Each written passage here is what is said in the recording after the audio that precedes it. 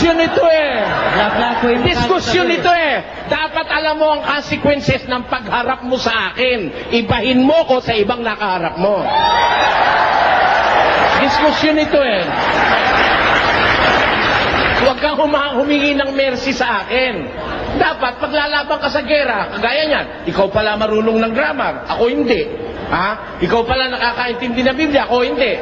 Ikaw ngayon ang hihingi ng mercy. Ikaw pala ang totoo, ako'y mali. At ang samahan pala namin masama, kaya kakamo nagsasalita kanina, dahil sa ikabubuti ng aming samahan. Palagay mo, ang aming samahan masama. Pero lumilitaw, ikaw ang masama, sinungaling ka eh. Oh.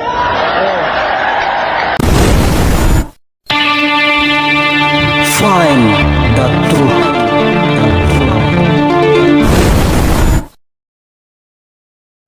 Magandang gabi po sa inyong lahat. Ako po si Boy Blanco. Isa po akong kababayan ninyo dito sa Antipolo. Unang-una po ay nagpapasalamat ako kay Brother Eli na binigyan ako ng pagkakataon na magpahayag at magpaliwanag ng mga bagay na espiritual. Hindi po ako nagpunta rito para to add insult to injury, dahil po alam naman natin na marami ng problema si Brother Eli financially. At nandito po ako para bigyan ng tulong itong samahan niya by way of pagliliwanag. Dahil sa tingin ko naman, kahit si Brother Eli ay meron din siyang katanungan na gusto niyang sagutin o maipalawanag sa kanya. Kaya ngayong gabi po ito, pipilitin ko pong maipaliwanag ng mabuti sa kanya para sa ikabubuti ng kanyang samahan.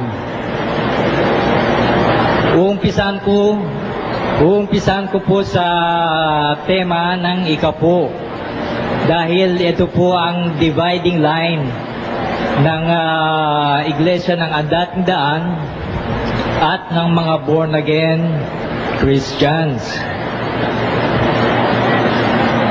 Para kay Ginoong Soriano, ang ikapo po ay lipas na o hindi po ito batas Kristiyano, pero nagkakamali po siya ron dahil marami pong talata sa Biblia na nagpapatunay na ang ikapo po ay batas Kristiyano.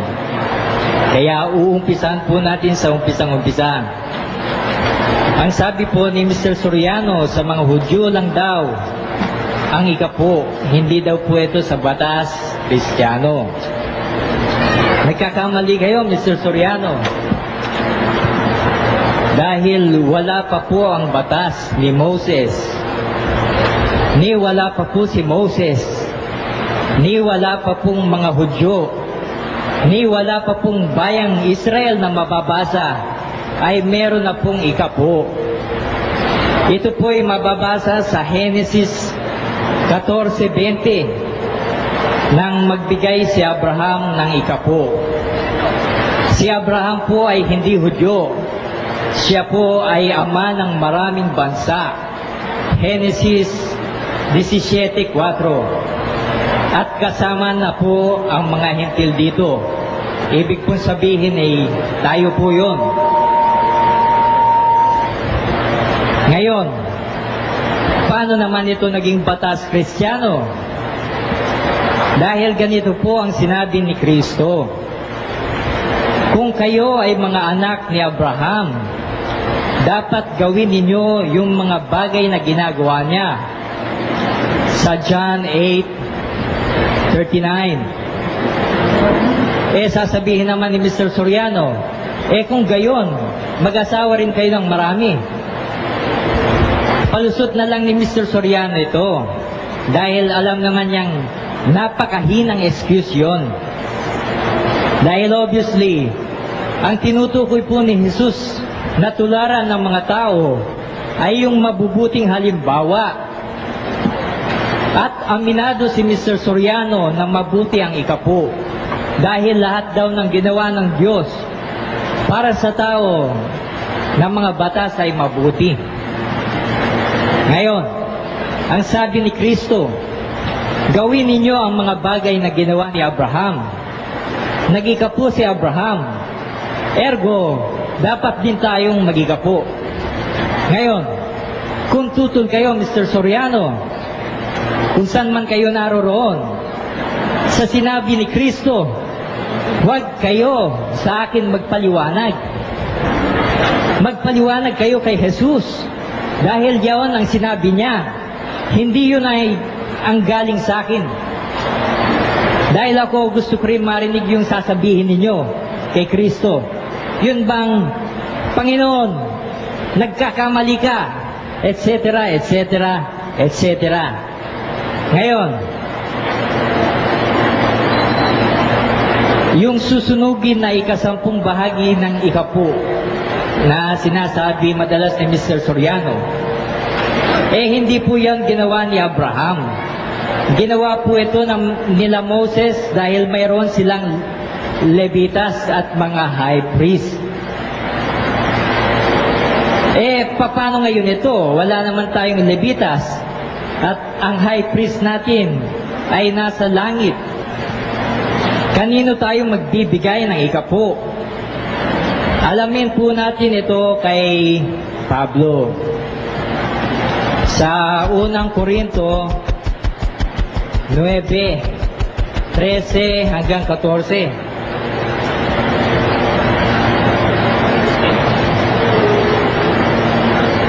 Ganito po ang sinasabi.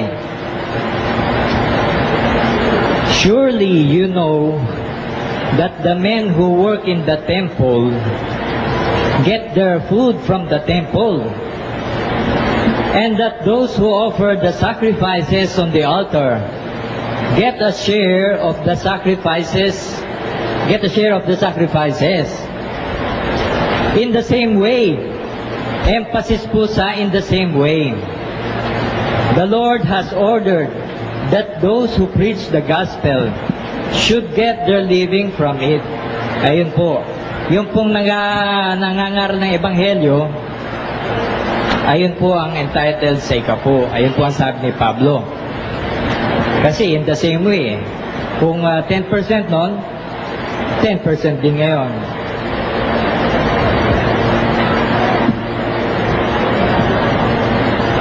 Ngayon, ang sabi ni Mr. Soriano, hindi daw para sa Panginoon ang ikapo. Ito daw ay para sa mga saserdotes Levitas. Alamin po natin sa Malakay 3:8. Sa Malakay 3:8, ito po ang sinasabi. Is it right for a person to cheat God? Of course not. Yet you are cheating me. How? You ask. In the matter of tithes and offerings. Ngayon, dun sa nabasa nating talata, sino po doon ang pinagnanakawan? Yung mga Levites ba? O ang Panginoon? Maliwanag po ang Panginoon na tinutukoy doon eh. At kaya kong ipitin si Mr. Soriano kung gusto niyang i-challenge ako. Dahil ang Panginoon po ang nagtatanong, is it right for a person to cheat God? Wala nang pong Levitas dito eh. Ang Panginoon na nakalagay eh. Ngayon, ituloy po natin. A curse is on all of you because the whole nation is cheating me. Ito po ang masaklap sa nangyari sa ang dating daan. Meron silang curse, meron silang sumpa ngayon. Hindi ni Brother Eli malaman kung bakit nangyayari ito sa negosyo niya. Bakit daw ng negosyo niya? Bakit kailangan siya mangutang sa Bombay para lang may maipakain sa kanyang mga tupa? Hindi niya naintindihan kung bakit. Ito, sinasabi ko na ngayon kung bakit. Nasa Malakay, a curse is on all of you because the whole nation is cheating me. Bring the full amount of your tithes to the temple, so that there will be plenty of food there. Put me to the test. I-test daw po ang Diyos. Alalahanin natin ang tinukso po si Kristo. Ang sabi po ni Kristo dun sa demonyo, you shall not put the Lord your God to the test. Pero dito po sa Malakay, ang sabi po dito, test me, subukin niyo ako. Kaya gano'n na lang ang pang-atake ni Mr. Soriano sa mga nag-iikapo. Dahil palagay ko hindi po niya nasusubukan Kaya gano'n na lang. Tuloy po natin. And you will see that I will open the windows of heaven and pour out on you in abundance all kinds of good things. I will not let insects destroy your crops, and your grapevines will be loaded with grapes. Then the people of all nations will call you happy, because your land will be a good place to live. Ito po ang gustong marinig ngayon ni President Joseph Erap Estrada. Dahil ito po yung sikreto kung paano uunlad ang bansa natin. Dahil ang bansa natin nakasumpa. Dahil kukunti lang po ang nag-iikapo. Ngayon, ang sabi ni Mr. Soriano, kung tunay nga ito, di dapat wala na tayong paglalagyan. Dahil siksik-liglig umaapaw sabi niya, siksik-liglig umaapaw di dapat wala na tayong paglalagyan. Do you realize, Mr. Soriano, kung ano ang sinasabi mo? You are saying that God is a liar. Yung mga taong hindi pinagpapala, obviously, hindi nag-iikapo yun. Kung mag-iikapo man sila, ay nasa maling kapamaraanan. Dahil may tama at maling kapamaraanan ng pag-iikapo. Kung galing sa masama yung ibinibigay nyo sa Panginoon, definitely, imbis na blessing ang pupunta sa inyo, ay magiging curse.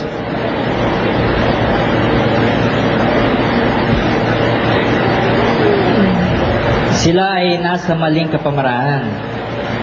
Pero never na magsinungaling ang Diyos. Dahil kayo mismo ang nagsabi noon, Mr. Soriano. Kayo mismo na ang Diyos hindi pwede magsinungaling. Kasasabi lang niya sa Malakay. O ngayon sasabihin nyo, dapat sana wala nang paglalagyan. Ngayon, bago ko po basahin yung mga talata na si Kristo po mismo ang nagsabi, may I remind you, Mr. Soriano, na ang gamot na lumalaban sa asthma, ang tawag po dito ay anti-asthma. Yung mga taong lumalaban sa salita ni Kristo, ang tawag ay anti-Christ or anti-Kristo. Ngayon, sa Mateo 23:23, ito po ang sinabi ni Kristo. These things you should practice. Ano po yun? Ito po yung ikapo. Ituloy po natin. Without neglecting the others. Ang sabi naman ni Mr. Soriano, yung these things daw, ay yun daw yung justice and mercy, etc., etc. Lalabas noon si Mr. Soriano ang hindi nakakaintindi ng grammar. Dahil hindi naman yung ikapo ang inineglect, kung hindi yung justice and mercy.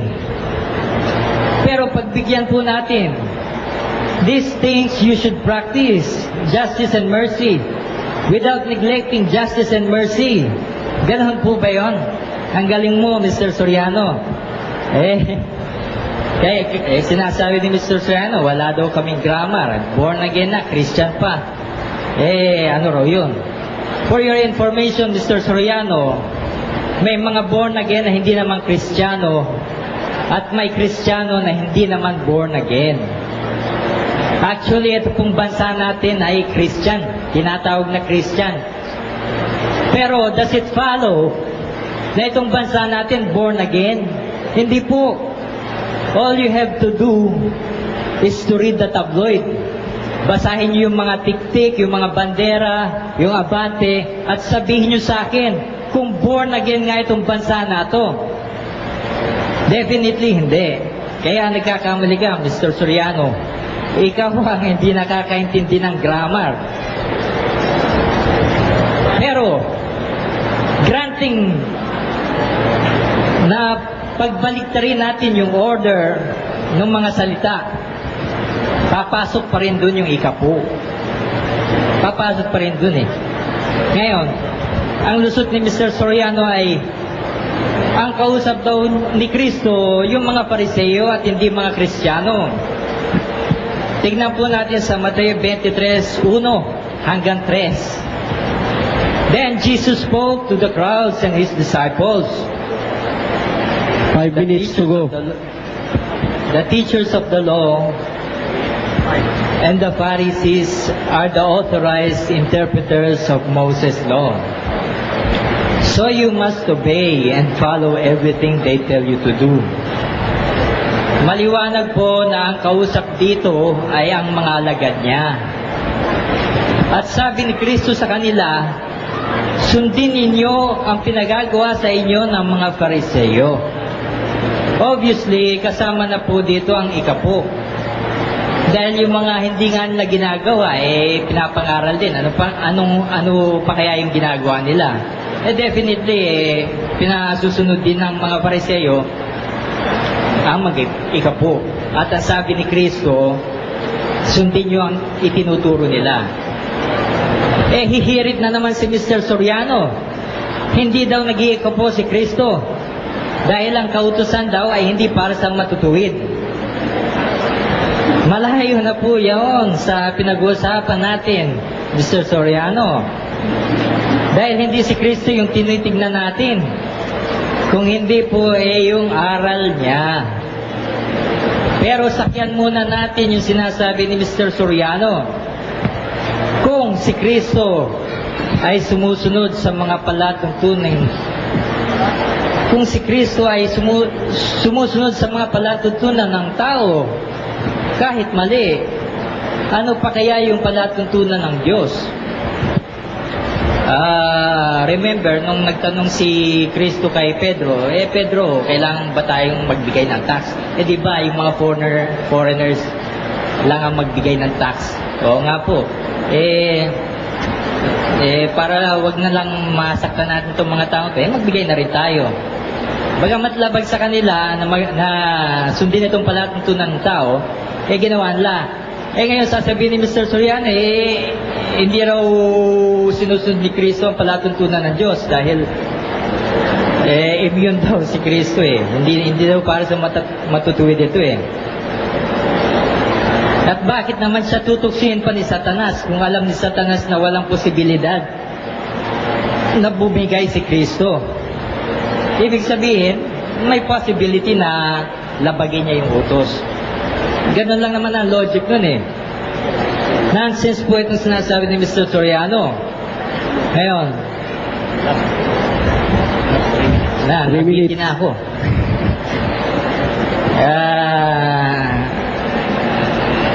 Ito sanang Mateo 5:17, 20. Kaya lang mabibitin lang ako pagbigyan na po natin si Mr. Soriano. Mr. Soriano.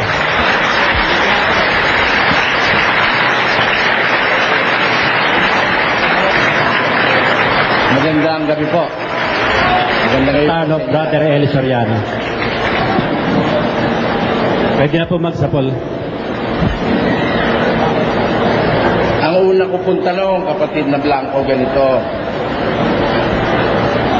Ilang minuto ba yung tanong? Sabi mo kanina, kaya tinukso ng demonyo si Kristo may possibility na siya'y bumigay. Anong talata sa Biblia yun? Ah?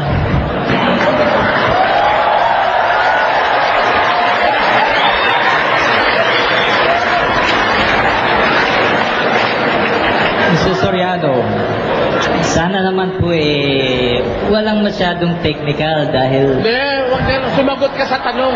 Huwag ka magreklamo. Pagka sinabi mo, tandaan mo, pag sinabi mo, you are subject to cross. Huwag ka magsasalita ng hindi mo kayang tindigan sa isang diskusyon kagaya nito. Wala naman technicality kung ginagawa. I'm just asking you, saan mo napulot na talata na si Kristo may possibility bumigay? unang-una po, Mr. Soriano. Hindi, bigay mo sa akin yung talata. Huwag mo ubusin ng oras. You have to answer me frankly. Anong talata mababasa na si Kristo ay may possibility bumigay? Wala po.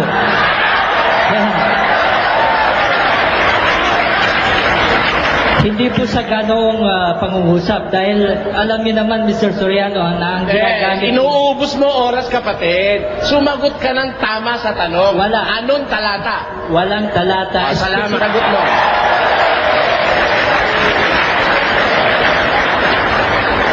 Ngayon, ang susunod kong tanong, Mr. Moderator, ito po. I think I will need your help. Yes. Kung mabasa ko sa Biblia na walang possibility bumigay si Kristo, tatanggapin mo, niloloko mo lahat ng tao ngayon dito.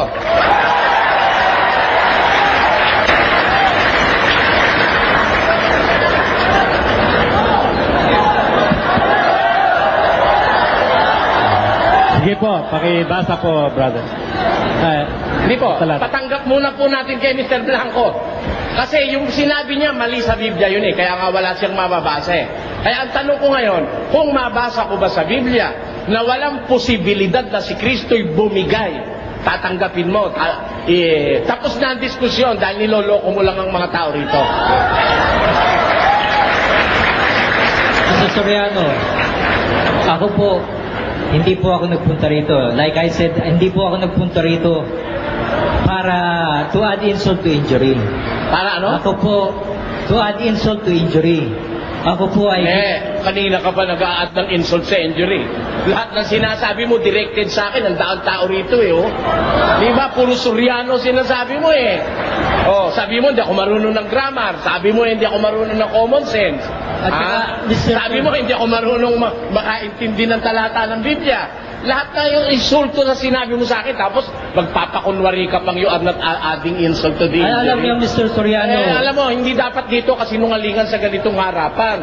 Sa daing tao na yan, dapat kilabutan ka sa balat mo na mag-isinungaling sa ganitong karaming tao.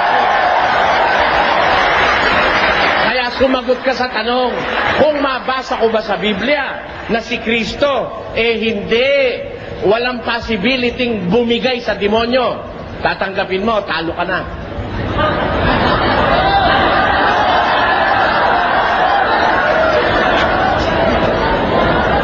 Alam na po naman natin yung story Bakit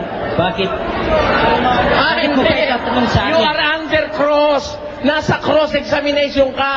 Answer as technically as possible. Tumagot ka. Kung tatanggapin mo, natalo ka na pag nabasa ko na si Babasahin mo na lang, Kristo. Mr. Soriano. Wala namang ganyan Bla-bla ko yung Ay, mukha hindi. niyo. Diskusyon ito Bla-bla ko yung mukha Diskusyon niyo. ito Dapat alam mo ang consequences ng pagharap mo sa akin. Ibahin mo ko sa ibang nakaharap mo. Diskusyon ito Huwag kang humingi ng mercy sa akin. Dapat paglalaban ka sa gera, kagaya niyan, ikaw pala marunong ng grammar, ako hindi. Ikaw pala nakakaintindi ng Biblia, ako hindi. Ikaw ngayon ang hihingi ng mercy. Ikaw pala ang totoo, ako'y mali. At ang samahan pala namin masama, kaya kakamo nagsasalita kanina dahil sa ikabubuti ng aming samahan. Palagay mo ang aming samahan masama. Pero lumilitaw, ikaw ang masama, sinungaling ka Diba? Kaya sumagot ka ngayon, Mr. Blanco. Soriano, unang-una po, wala po ang sinasabi na meron sa Biblia yung sinasabi nyo. na bumigay si Kristo. Wala pong Hindi ako nagsabi nun. Ikaw ang nagsabi nun, ano? Wala po akong Ikaw ang nagsabi nun na kaya tinukso ng demonyo si Kristo dahil may possibility siyang bumigay. Ikaw ang nagsabi. Bakit naman siya tutuksin pa ni Satanas kung alam ni Satanas na walang posibilidad na bumigay si Kristo? Ibig sabihin, may possibility na labagin niya yung utos. Ganon lang naman ang logic nun eh. Siyang bumigay. Hindi analysis yun. Conclusion yun sa'yo. Ha? Ngayon, pinatitindigan ko sa'yo ang sinabi mo na yan. Kung lalaki ka talaga at may paninindigan ka, kung mabasa ko ba sa Biblia na walang possibility na si Kristo'y bumigay, tatanggapin mo, sinungaling ka, manluloko ka, tapos na ang diskusyon, talo ka na. Ba't ko naman tatanggapin, Ayan. Mr. Soriano? Bakit ko naman Kahit mabasa ko, hindi mo tatanggapin. Basahin mo na lang kasi, Mr. Hindi, Soriano. kahit mabasa ko, hindi mo tatanggapin. Umamin ka muna. I am merciful to those who are worthy of mercy. Kung aaminin mo na talagang hindi mo alam yung sinabi mo at nagkamali ka lang, ba't naman kita susugirin doon, ano? Kaya kita ngayon gustong ma-corner dyan, baka ulitin mo ito, baka pag nakarating ka sa binangonan, ulitin mo na naman yung kasinungalingan mo. Napakarami mong taong ipapahamak dyan sa ginagawa mo na yan. Kaya ngayon palang umamin ka na talagang hindi totoo yung sinabi mo na si Kristo may possibility bumigay. Sukat pagbintangan mo yung tagapagligtas na may possibility bumigay. Aminin ko na mali yung analysis ko, Mr. Soriano. Alin? Pero, Oo, salamat. Salamat kapatid. Pinupuri kita dyan sa punto na inaamin mong mali yung sinabi mo. Titigilan na kita dahil inaamin mo ng mali yan. naman siya tutuksin pa ni Satanas kung alam ni Satanas na walang posibilidad na bumigay si Kristo. Ibig sabihin, may possibility na labagin niya yung utos. Ganon lang naman ang logic nun eh. Ginagawa mo na yan. Kaya ngayon palang umamin ka na talagang hindi totoo yung sinabi mo na si Kristo may possibility bumigay. Sukat pagbintangan mo yung tagapagligtas na may possibility bumigay. Aminin ko na mali yung analysis ko, Mr. Soriano. Alin? Pero, Oo, salamat. Salamat kapatid. Pinupuri kita dyan sa punto na inaamin mong mali yung sinabi mo. Titigilan na kita dahil inaamin mo ng mali yan. Ngayon, lilipat ako ng ibang tanong. Pangalawang pagsabok.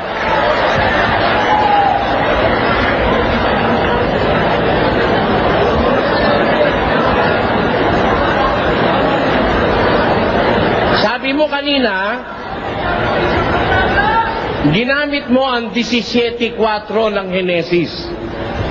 At doon ay nakasulat ang ganito at gusto kong basahin ang Henesis 17.4 for clarificatory reasons. Ito ang sabi dito.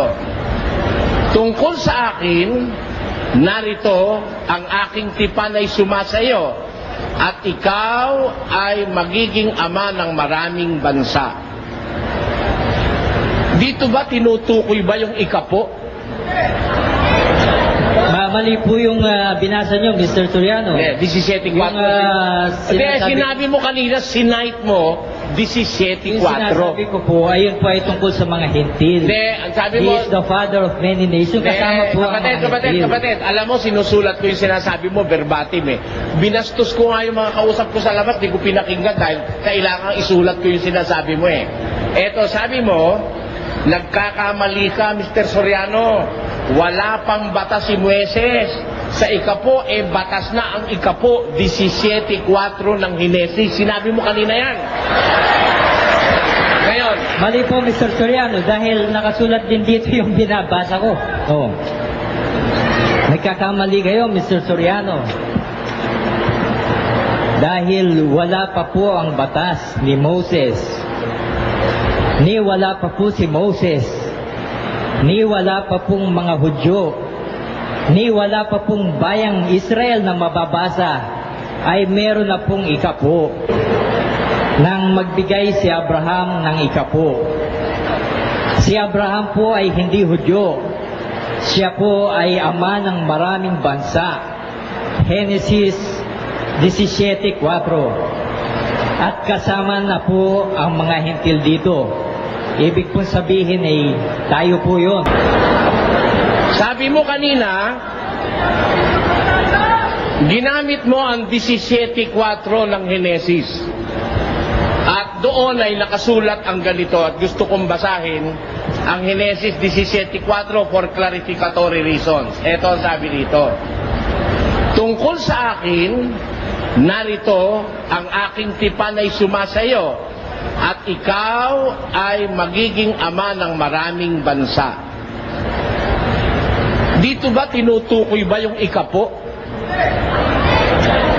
Mali po yung binasa nyo, Mr. Soriano. 17.4. Yung Sinabi mo kanina, sinight mo, 17.4. Yung sinasabi ko po, ayun po ay tungkol sa mga hintil. Ang sabi He mo, is the father of many nations. Kasama po ang mga hintil. kapatid, alam mo, sinusulat ko yung sinasabi mo, verbatim eh. Binastos ko nga yung mga kausap ko sa labas, di ko pinakinggan dahil kailangan isulat ko yung sinasabi mo eh. Eto, sabi mo, nagkakamali ka, Mr. Soriano. Wala pang batas si Moises. Sa ikapo, batas na ang ikapo, 17.4 ng Henesis. Sinabi mo kanina yan. Ngayon. Mali po, Mr. Soriano, dahil nakasulat din dito yung binabasa ko. Ha? Babasahin ko ulit sa inyo, Mr. Soriano. Gusto mo patunayan? Si Abraham po ay hindi Hudyo. Siya po ay ama ng Wala ko sinasabing Hudyo si Abraham. Ang isinight mong talata, doon ba sa 17.4 ng Henesis? Hindi po, nagkabaligtad kayo, Mr. Soriano. Nagkabaligtad kayo. Ano? Anong talata sinasabi mo? Yung sinabi ko pong nag-ika po si Abraham. Si Abraham sa Genesis 14:20. 14:20. Ngayon, teka muna, sandali. Sandali. Babasahin natin, pagbibigyan kita dyan, ha? Although I can prove that sa pamamagitan ng tape, ano? Pero wala tayong panahon mag-rewind ngayon, ano? 14:20. At purihin ang kataas-taasang Diyos na nagbigay ng iyong kaaway sa iyong kamay. At binigyan siya ni Abraham ng 10 bahagi ng buong samsam. Kanino ibinigay ni Abraham ang 10 bahagi ng samsam? Melchizedek. Kay Melchizedek. May utos ba ang Diyos kay Abraham na magbigay siya ng 10 bahagi?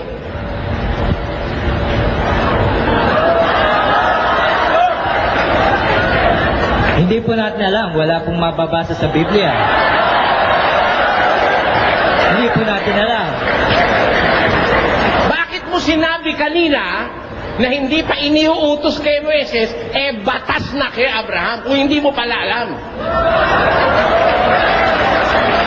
Hindi po. Magpaliwanag ka, Mr. Blanco. Ganito po ang sinabi You ko. seem to contradict yourself. Kalagay ko, wala ka sa sarili mo. Kanina sabi mo, nagkakamali ako. Ayan, nakalagay, kasulat verbati mo.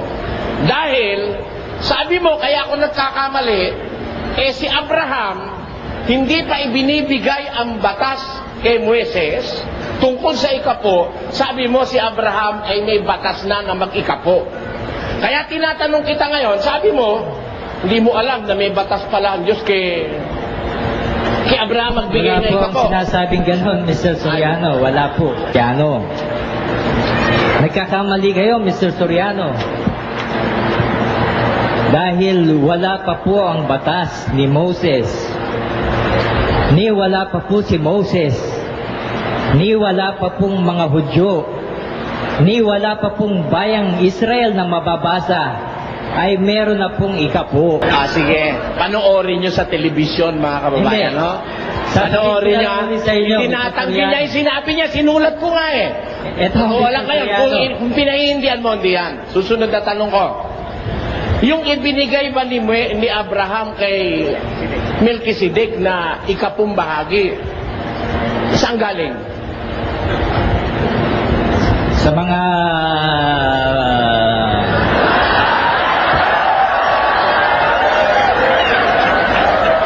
mga bansang natalo niya, yung mga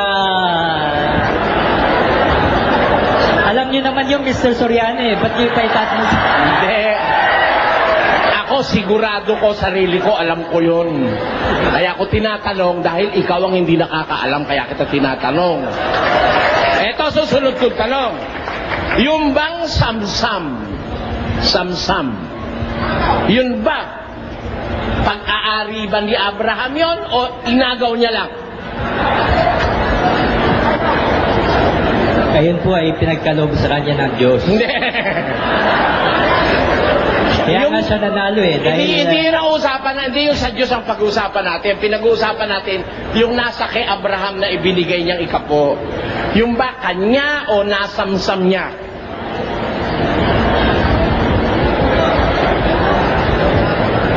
nasamsam niya. Nasamsam. Yung bang iniutos na ikapo sa mga saserdotes Levitas, samsam ba yun? Pakiulit, Mr. Soriano. Uubusin mo oras ko, Mr. Blanco eh. Yung bang iniutos na ikapo sa mga saserdotes Levita sa Israel na kukolektahin sa bayan, yung ba samsam o utos ng Diyos na manggaling sa kanilang mga pinagpagalan? Ayun po ay utos ni Moises. Ne, ano nga yun? Yung ba samsam, kapareho ba nung kay Abraham yon? O yun ay iba ang pagkukunan, hindi Iba nga samsam? po ang kay Moises, iba rin po ang kay Abraham. Ayun. Yung kay Abraham po, ayun po ang sinusunod natin. Ayun, salamat. Hindi yung kay Moises. Ayun. Sa mga tweet, ang susundin natin ngayon yung kay Abraham. Tama po. Ayan. Ikaw ba, nanlilipol ka ba ng mga bansa at meron ka ba samsam para ka mag-ikapo? Mr. Soriano, huwag naman ganyan. Below the belt. Hindi. Below the belt. Ikaw ang nagsabi, ang susundin natin yung kay Abraham. Di ba? Sabi mo kanina yung susundin natin yung kay Abraham. At ang kay Abraham, samsam. Alam niyo, Ikaw ba, pag nag-iikapu ka, nagnanakaw ka ba para ipag-ikapu mo? Alam nyo, sinasabi nyo, Mr. Soriano, na pangit ang ugali ni Abraham. Hindi ganun. Kung sinabi sa'yo mo, bibigyan tinan mo niya ha, ang tinan Diyos mo. ng... May sinabi ba akong pangit ang ugali ni Abraham? Ayun na. Ang tabil ng dila nitong taon to, masahol pa ito sa babaeng chismosa, oh. Eh, wala naman ako sinasabi kay liwaliwalag, tinatanong kita. Tanong ko, sabi mo, sa utos na ikapo, ang susundin natin yung kay Abraham. Yung kay Abraham, galing sa mga samsam, pinaglupigan sa mga bansa na kanyang mga pinagpapatay. Ikaw ba ngayon, pumapatay at nanlulupig para ka makapagbigay na ikapo sa iglesia nyo? Sagot, Hindi Mr. po. Blanco. Hindi po. Sumusunod ka ba ngayon kay Abraham? Sumusunod. Alin ba totoo? Fine. Susunod ka? Sige, time na po. Mr. Soriano. Time na Time. kapatid. 5 na po.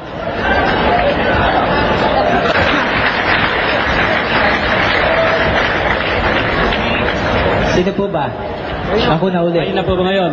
Ako panibago po yung Hindi, ako po. tema. Dito na po, dito na. Si Brother Eli po ngayon. Sasagutin ko po sa 20 minutes yung kanyang ikinalat na lagim dito sa Antipolo, mga kababayan. Huwag po kayong magagalit. Hindi po ako mabagsik sa kapwa. Galit lang ako sa maling turo. Sa mga kapwa-tao, wala po akong, kung gusto nyo, pagkatapos nito, i-blow out ko pa si Mr. Blanco, eh, no? Pero doon sa mali niya sinasabi, hindi ako makakapayag doon na ang mga taga-Antipolo na ngayon ko lang nakitang personal, kaharap ako'y lokohin niya. Lalabas, wala akong pagmamahal sa kapwa ko tao rin sa Antipolo. Unang-una, sabi niya kanina, yun daw ikapo ay mali daw ako sa pagkaunawa sa ikapo. Kasi raw, hindi pa raw iniuutos kay Moises ng Diyos yun, yun daw ay batas na kay Abraham. Yun po sabi niya. Sinulat ko nga rito Bagaman binago niya ngayon. Siguro nare-realize ni Mr. Blanco na siya pabigla-bigla siyang magsalita. Ang katunayan nga ito, naiihipit na siya Unang-una, hindi po totoo na batas ng Diyos kay Abraham ang magbigay ng ikapo. Yun hong ginawa ni Abraham ay kusang loob na kanyang ginawa. Pakinggan nyo ho, sa isang talata ng Ebreo, Ganito ang pagtuturo sa atin ng kasulatan sa Kapitulo 7. Eto, pakinggan nyo.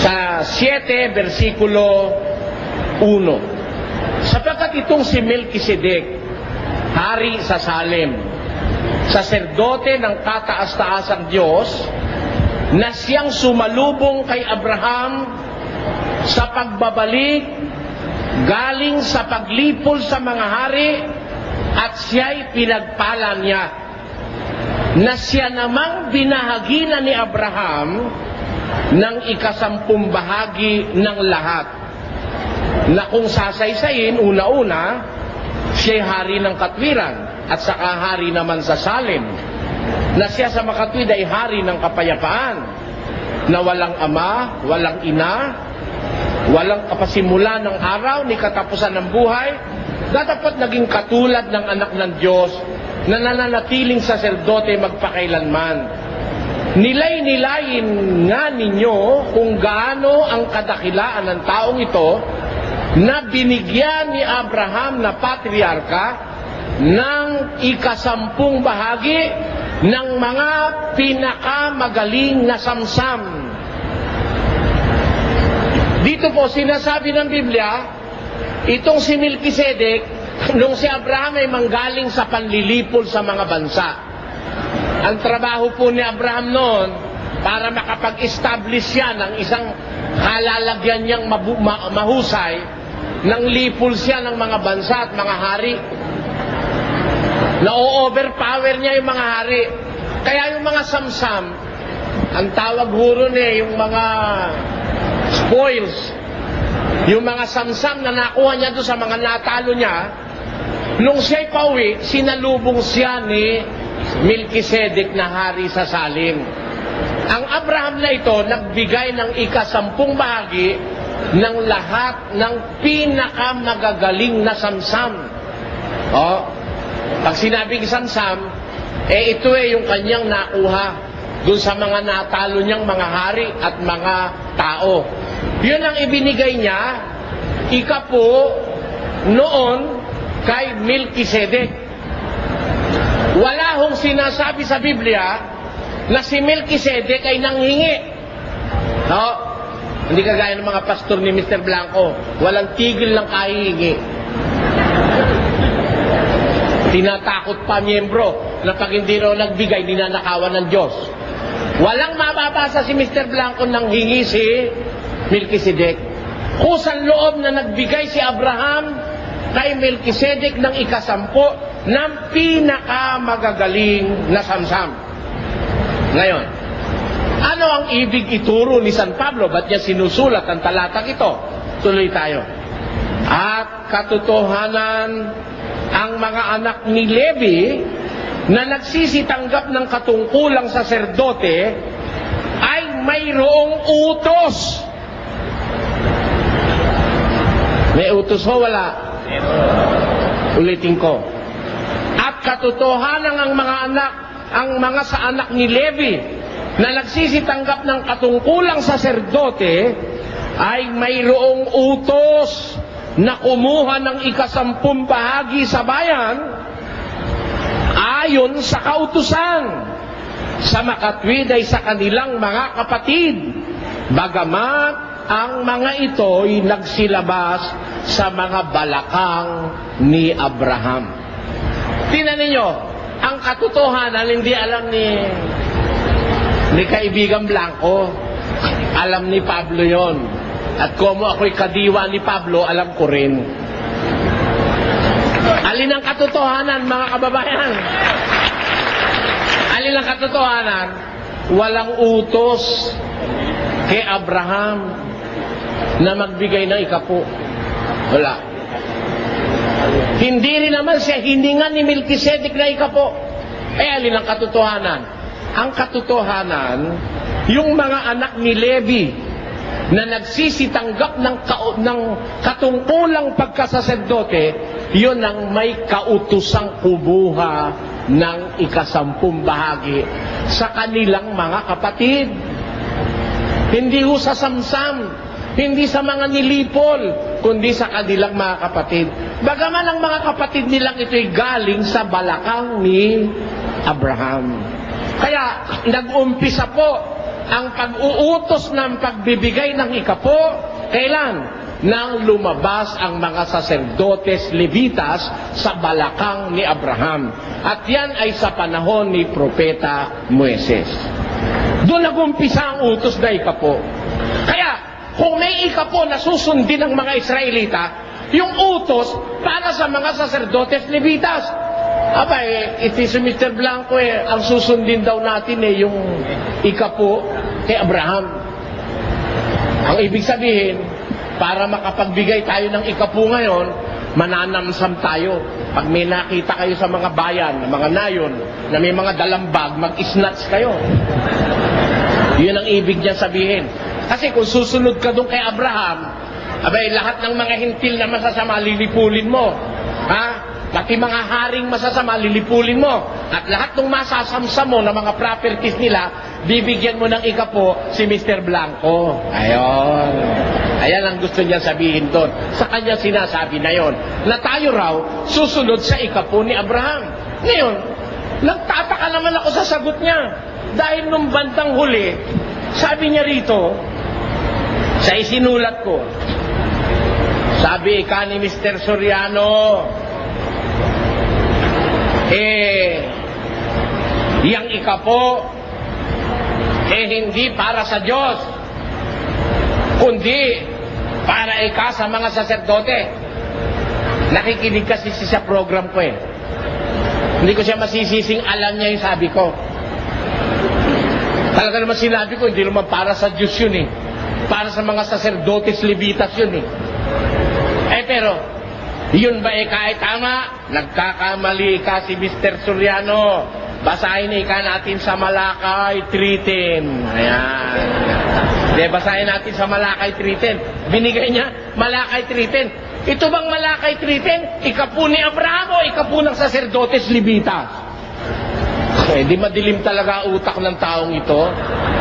Babasahin ko ang Malakay 3:10. Pakinggan nyo. Ito'y pangungusap ng Diyos. Kanino sinasabi ito? Sa bayang Israel. Ano ang sabi sa Israel? Nananakawan baga ng tao ang Diyos? Gayon may ninanakawan ninyo ako. Ngunit inyong sinasabi, sa ano ka namin ninanakawan? Sa mga ikasampung bahagi at sa mga handog. Kayo'y nangasumpa ng sumpa, sapagkat inyo akong ninanakawan sa makatwidbagay nitong buong bansa. Ayon. Tinan niyo si Soriano. Kaya siya ay may sumpa. Down na siya. Ang kanyang negosyo, down, sabi niya. Kasi hindi niya ikaalam kung paano siya pagpapalain ay sa ikapo. Tatanungin natin ngayon si Mr. Blanco mamaya. Ito bang binasa mo sa Malakay 3:10? Ito ba'y ikapo kay Abraham o ikapo na utos sa mga saserdotes Levitas? Yan. Tiyak na tiyak yung sagot mo dyan, mali. Kahit ano isagot mo, mali.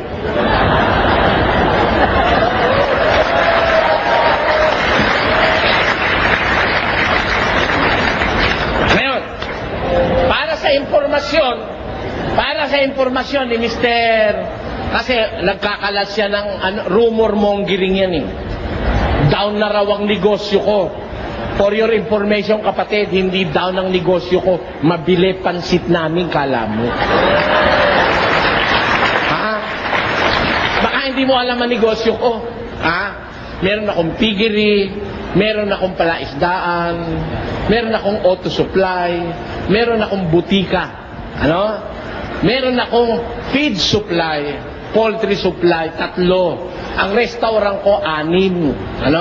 Meron akong piggery, tapos meron pa akong general merchandise. Meron pa akong tindahan ng meat supply. Yon. Lahat ng yun, hindi down.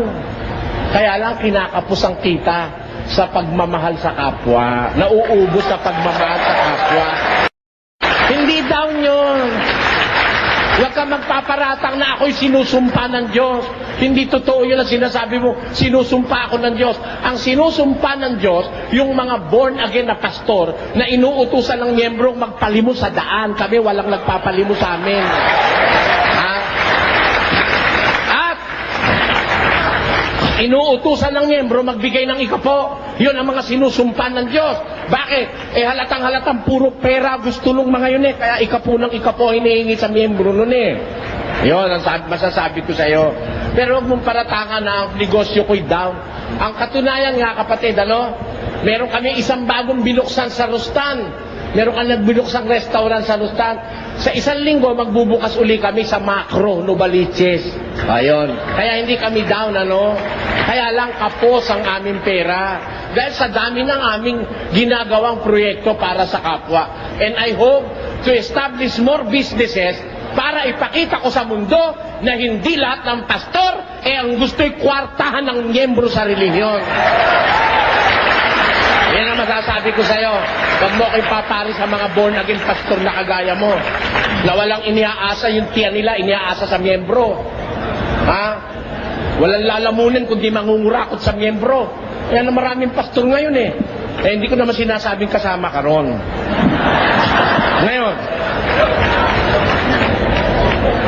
eto pa sabi niya.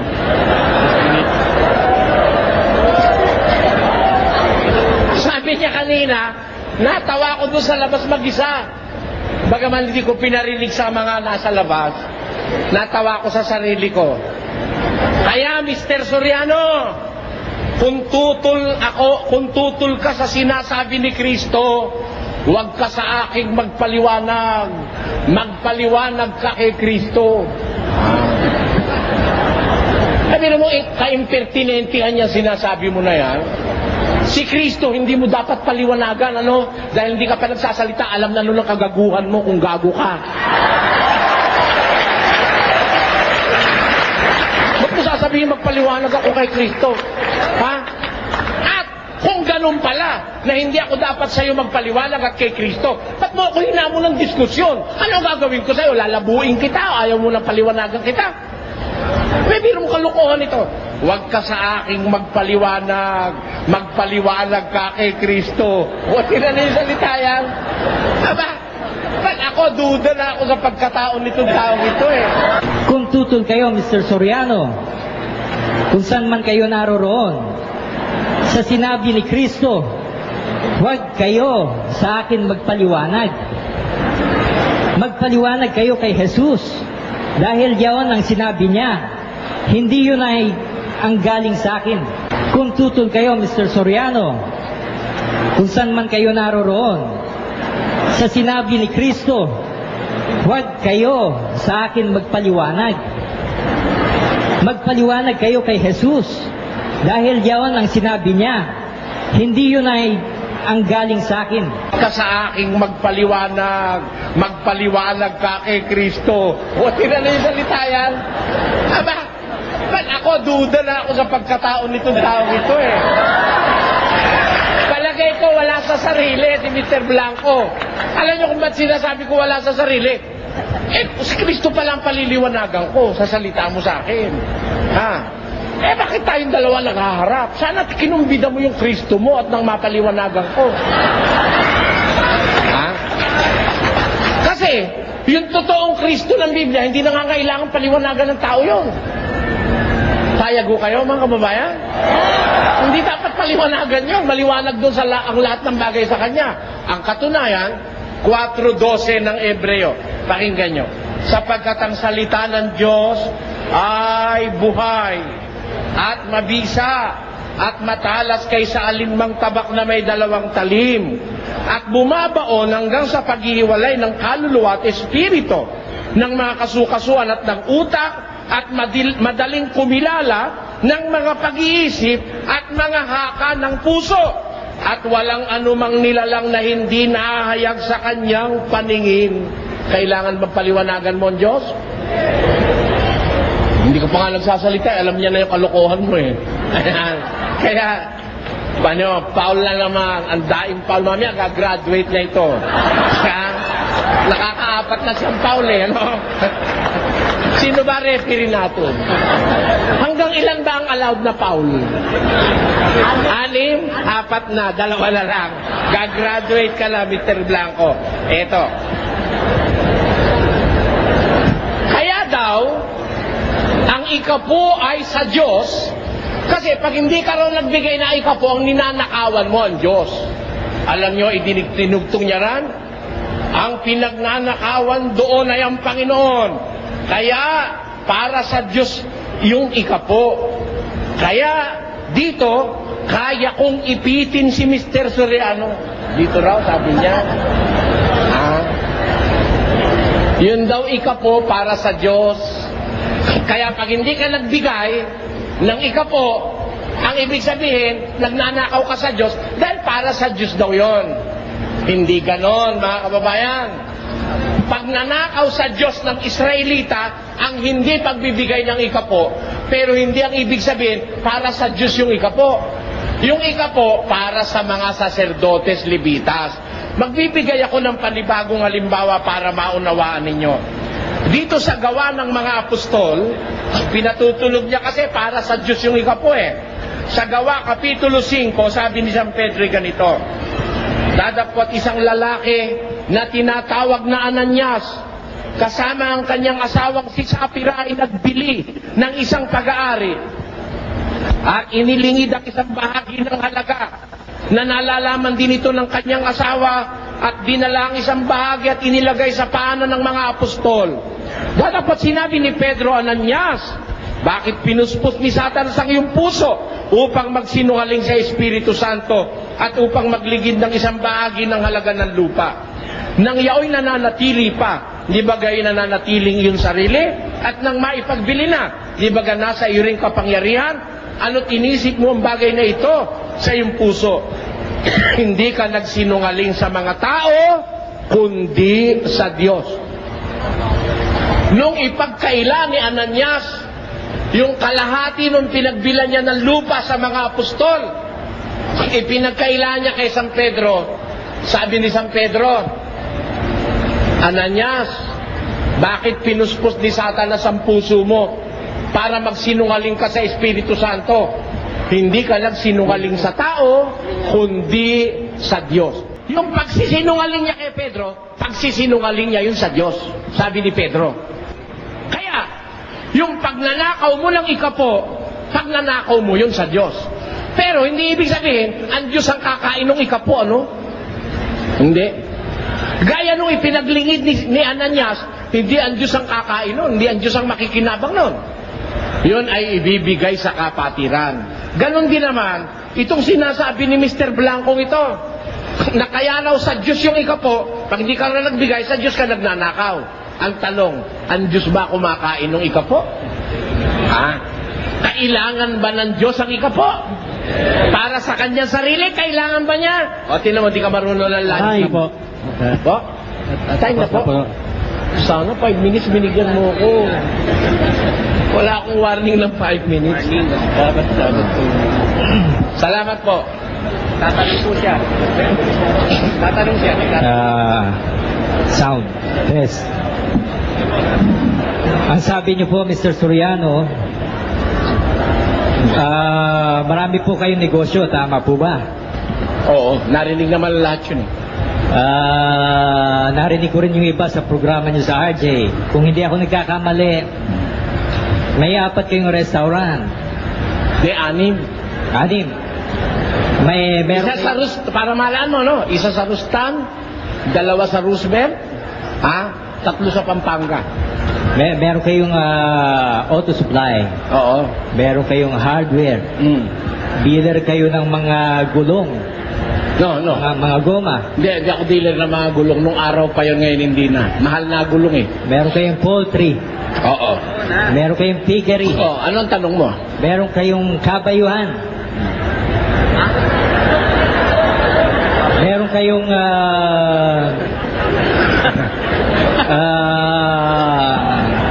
dealer kayo ng mga Ano, biyaya ka ba?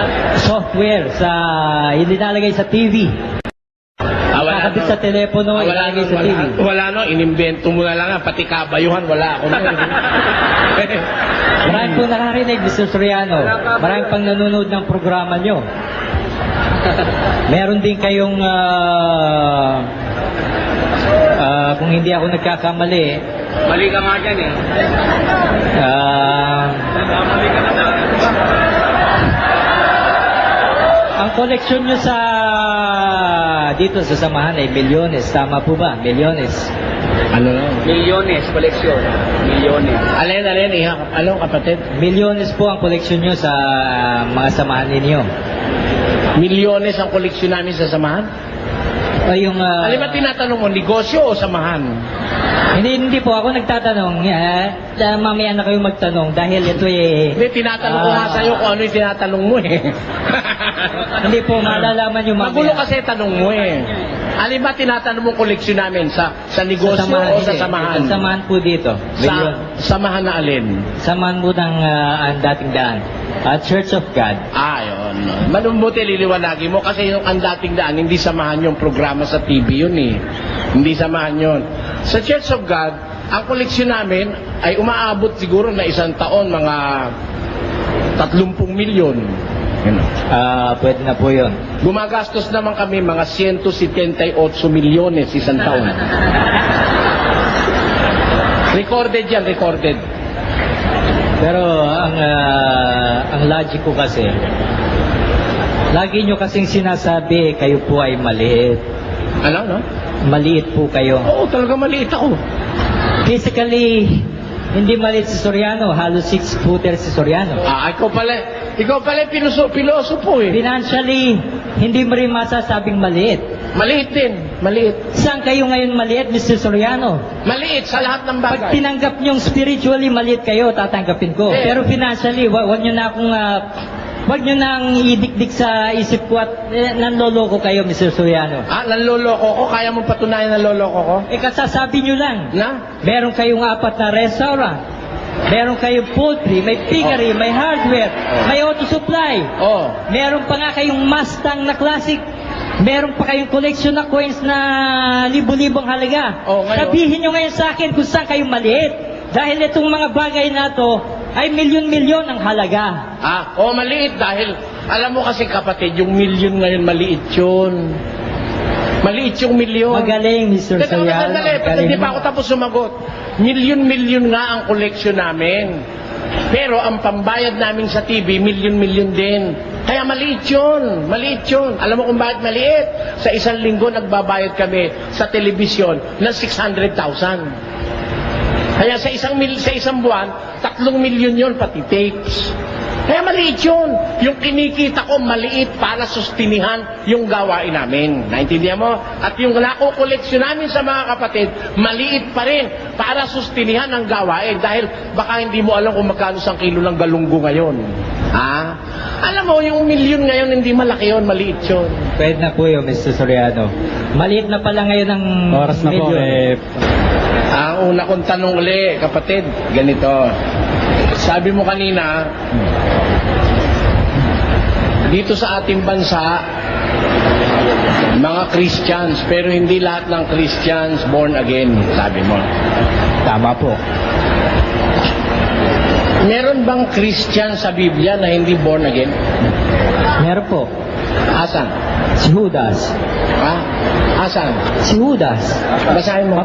A person who is born of water and of the Spirit is born again. Tama po ba? Si Judas ba? Si Judas po puspos ng demonyo eh. Paano magiging born again yon? Hindi. Ang tanong, asan talata?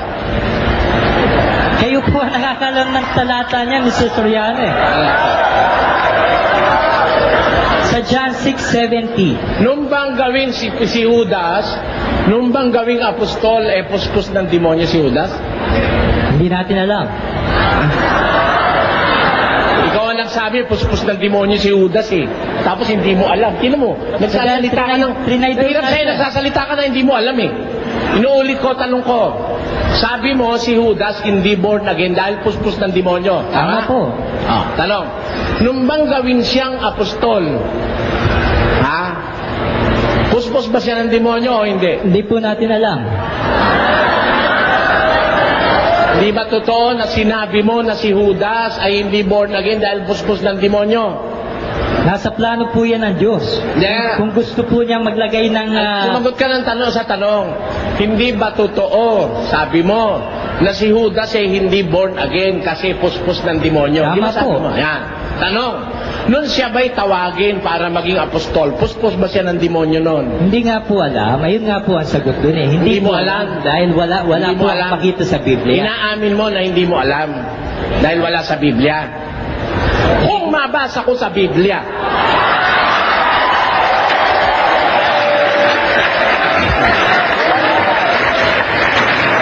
Kung mabasa nyo, Mr. Soriano, kung mabasa ko sa Biblia na si Judas nung tawagin, at nung si Judas ay gawing apostol, at nung si Judas ay bigyan ng karapatang magmilagro, hindi siya puspos ng demonyo, tatanggapin mo talagang manluloko ka?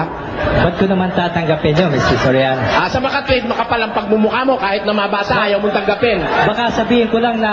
Hindi, sumagot ka sa tanong ko. Sabi mo kanina, hindi mababasa sa Biblia na si Judas ay puspos ng demonyo nung tawagin siya ni Kristo. Bakit mo sinabi kanina na si Judas ay hindi born again dahil siya ay puspos ng demonyo? Sa John Sige, 6:70 nga, Mr. Soriano. sagutin mo ngayon. John 6:70. Sagutin mo.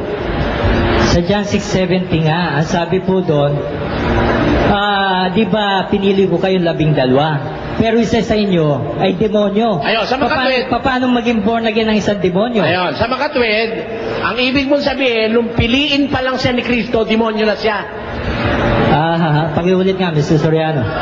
Yung isinight mong talata, sabi mo 6:17, 6:70. Ang tanong ko sa'yo, nung bang piliin siya ni Kristo, demonyo na siya?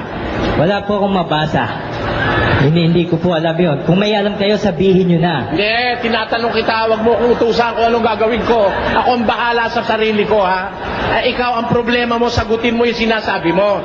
Sabi mo kanina, si Judas ay hindi born again, pero Kristiyano. Tama. Tama. Membro siya ni Kristo eh. Bakit siya hindi born again? Dahil sabi mo, puspos siya ng demonyo. Trinidor nga niya si Jesus eh. Paano magiging born again? Ang tanong ganito. Nung bang siya'y tawagin ni Kristo at bigyan ng tungkuling pagka-apostol, puspos na ba siya ng demonyo o hindi pa? Hindi ko nga alam. Hindi ko po alam. Hindi mo alam. Dahil marami... Bakit mo sinabi na si Judas ay puspos ng demonyo, kaya hindi siya born again, hindi mo pala alam? Sa John 6:70 nga, Mr. Soriano, paulit-ulit lang tayo. Ano sabi ng 6:70 nandiyan? 6:70, didn't I choose the 12 of you? Yet one of you is a devil. Ayan. Makatwid, ang pinagbabatayan mo yung salita ni Kristo, na si Kristo, si Judas ay puspos ng demonyo. Tama po. Na ang sabi mo, sabi ni Kristo, hindi ba kayo'y pinili ko 12? At ang isa sa inyo ay diablo. Ang ibig bang sabihin nun, kapatid, nung piliin ni Kristo si Judas, diablo na siya? Hindi ko po nga mabasa, hindi ko po alam. Kayo nakakalam. Ano ngayon ang ibig sabihin nung binasa mo? Ikaw ang bumasa nun, sasabihin mo, hindi mo alam. Sa ngayon po, Mr. Soriano, kahit mga demonyo pwede rin magpagaling eh. Wala akong pakialam doon, hindi yun ang tanong ko. Wala naman pagpapagaling sa tanong ko. Ikaw po, usapan natin eh, pambihira ka oh. Ikaw, tatanong ko sa'yo uli, bakit mo binasa yung 6:70? Ano gusto mong palitawin doon? Paano po magiging born again si Judas? Sinabi na nga po ni Kristo na siya ay demonyo. Ayun, sa makatwid. Kristiyano po siya. Sa susunod tanong. Pero hindi po siya born again. Sa susunod ko tanong ganito. Sige. Never in the life of Judas na siya'y na born again.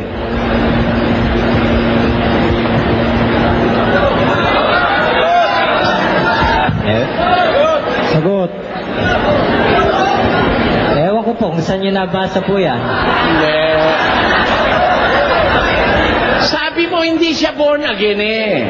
Kaya nililiwanag ko yung sinasabi mo. Ang tanong ko sa'yo, kung sabi mo, isinight mo yung 6:70 of the book of John, does it mean kaya mo sinabi yon? Never in his life was he born again? Wala po akong mabasang talata. O, ano ngayon ang ibig mong sabihin nung 6:17 nandyan? Pero alam ko lang po na hindi pwede maging born again ang isang puspos ng demonyo. Pwede siya maging Kristiyano, pero hindi siya pwede maging born again. Ayun, sa mga tuwid, pwede palang maging Kristiyano ang puspos ng demonyo. Tama po. Saan sa Biblia pwedeng maging Kristiyano ang puspos ng demonyo? Si Judas nga po eh. Hindi, basahin mo. Basahin mo.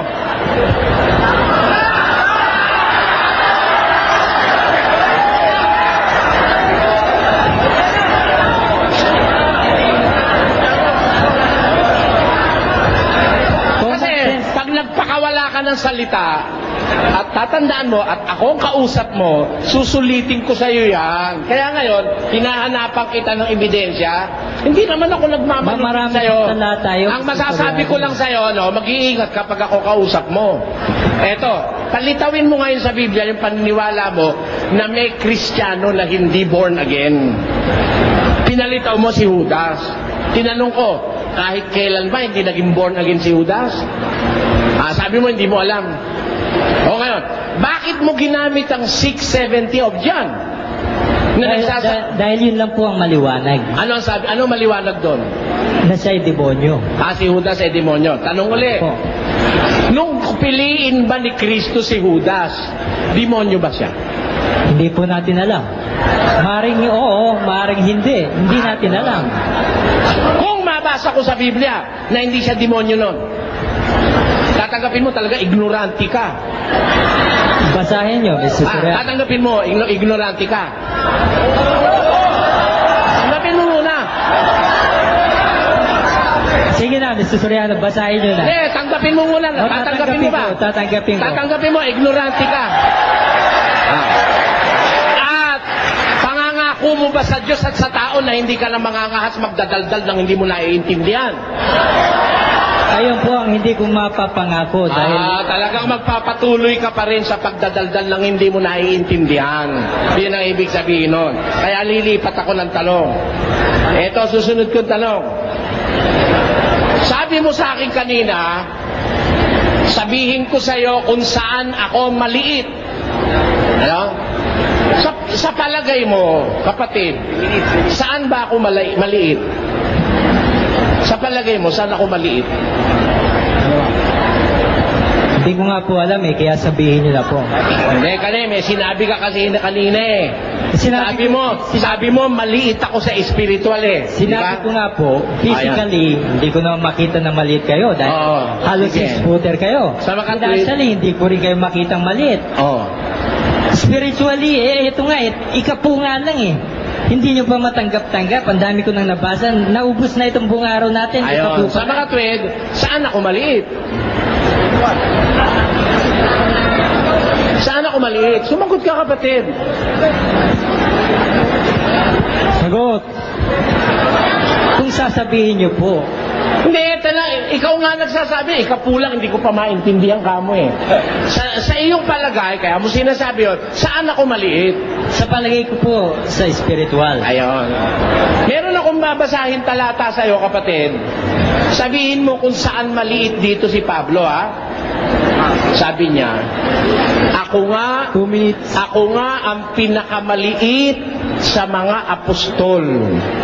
At hindi ako karapat-dapat na tawaging apostol. Sapagkat pinag-usig ko ang iglesia ng Diyos. Ayun. Ang tanong ko sa iyo, dito sa talatang ito, saan maliit si Pablo? Sa material o sa espiritual? Sagot, lahat po. Material, spiritual, financial. Saan maliit si Pablo? Lahat na po, sa lahat ng bagay. Sa material at saka sa espiritual? Tsaka sa financial. Sa financial. At saka sa espiritual, maliit din siya. Opo. Sa makatwid, pareho lang kami ni Pablo maliit sa espiritual. Hindi po, kasi mayaman kayo eh. Hindi, sa espiritual nga eh. Sa spiritual. Sabi mo, maliit sa espiritual si Pablo, maliit din ako sa espiritual. Sa makatwid, pareho kami ni Pablo. Ngayon ko lang po narinig yan dahil Hindi, ikaw ang may sabi niyan eh. Paano ngayon mo lang narinig narinig ko, ikaw nga may sabi. Sabi mo kanina, maliit ako sa espiritual dahil hindi naman ako maliit sa physical. Sabi mo, 5'6" ako, hindi ka pala marunong kalkulasyon. 5'9" and a half lang ako. Oo. 6-footer ako, sabi mo. Ngayon, sabi mo, marami akong pera. Sabi mo, kaya hindi ako maliit sa material. Maliit ako sa espiritual. Nung tanungin ko sa iyo kung saan nung ibig sabihin ni Pablo saan siya maliit, sabi mo maliit din siya sa espiritual. Pareho ba kami ngayon ni Pablo? Kung aminin yung maliit nga kayo spiritually, pero hindi nyo naman maamin-amin yan sa pakikinig sa TV. Walang kwenta sa akin yung sa akin ang kailangan liwanagin mo yung sinabi mo. Na maliit ako sa espiritual, maliit din si Pablo sa espiritual. Pareho ba kami ni Pablo na maliit sa espiritual? Hindi mo na, Mr. Soriano, ang sinasabi niyo po ba ay maliit din po kayo sa spiritual? Teka, ako may karapatang magtanong, hindi ikaw eh. Tinatanong ngayon.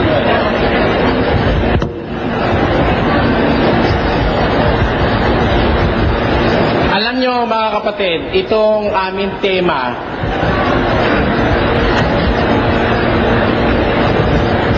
i-remind ko lang po ang tema. Sabi ni Mr. Blanco rito, ganito. Patutunayan ko na ang aral na aking ipinangangaral ay ang aral ng Ebanghelyong ikaliligtas at ikabubuti ayon sa Biblia. Ayan. Tapos, nung mag-umpisa siya, ang una niyang kinanat, ikapo.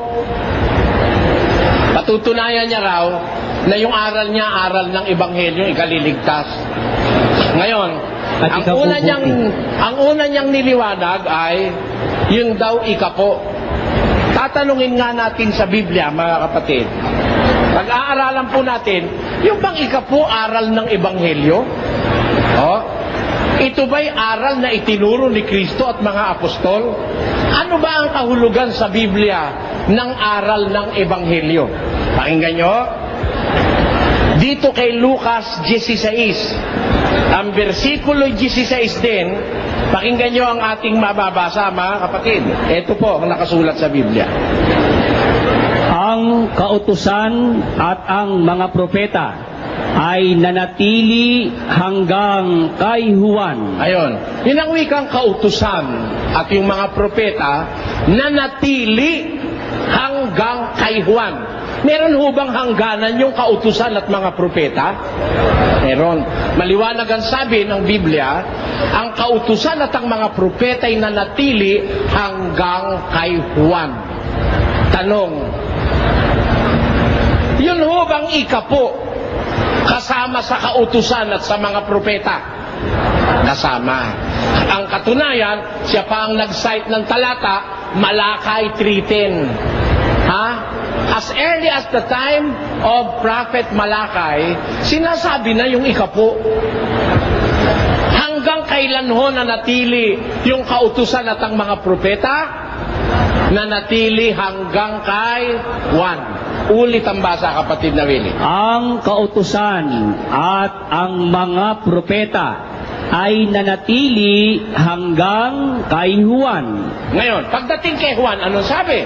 Mula nooy, ang ebanghelyo ng kaharian ng Diyos ay ipinangangaral. At ang bawat tao ay pumapasok doon na nagpipilit. Ayan.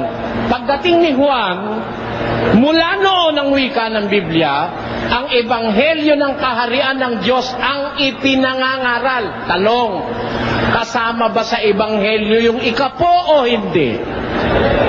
Hindi. Bakit? Kasi yung kautusan at propeta kasama ikapo nanatili hanggang kay Juan. Nakakaintindi ba tayo ng logic? Palagay ko, taga-Antipolo nakakaintindi, bukod tangin na lang si Blanco ang hindi. Hanggang saan ho ang kautusan at mga propeta? Hanggang kay Juan. Mula noon, ang ebanghelyo ng kaharian ng Diyos ang ipinangangaral. Therefore, rhetorically, biblically, hindi ho kasama yung ikapo sa ebanghelyo. Kasi, Kung kasama na yung ikapu sa Ebanghelyo, ba't naman sasabihin mula noong kay Juan? Noon ipinangaral ang Ebanghelyo. Ha? Ang kautusan at ang propeta ay nanatili hanggang kay Juan. Bakit po hanggang kay Juan? Bakit hanggang kay Juan? At magmumula kay Juan ipinangaral ang Ebanghelyo. Pakinggan nyo sa Marcos 1, versikulo 15. Ganito ating mababasa. Pagkatapos ng madakip si Juan, ay napasa Galilea si Jesus na ipinangangaral ang Ebanghelyo ng Diyos. Ayon. Kailan ho inumpisahang ipangaral ang Ebanghelyo ng Diyos nang madakip si Juan at mailagay sa bilangguan na pasa Galilea si Jesus na ipinangangaral ang Ebanghelyo ng Diyos. Therefore, ang pangunahin hong nangaral ng Ebanghelyo ng Diyos, walang iba kundi ang Panginoong Jesus. Tanong, nung nangangaral na ba ang Panginoong Jesus, ipinangaral niya ba yung ikapo? Dinatna na niyang nag-iikapo yung pinangangaralan niya. Ayon. Tamo, di alam ng taga-Antipolo. Ha? Nung mangaral si Jesus, dinatna niyang nag-iikapo na yung mga tao. Nag-iikapo na. Kaya nga nung sumbatan niya, eto sumbat niya. Pakinggan niyo. Sa aba ninyo, mga eskriba at mga fariseyo, mga mapagpaimbabaw, sapagkat... Bakit sa aba nila? Bakit? Kawawa naman sila. Woe unto you. Sinisisi sila ni Kristo, sinusumbatan sila. Sa aba ninyo, mga eskribas at mga fariseyo, sapagkat nangagbibigay kayo ng saikapu. Ayon. Nagbibigay sila o pinagbibigay sila?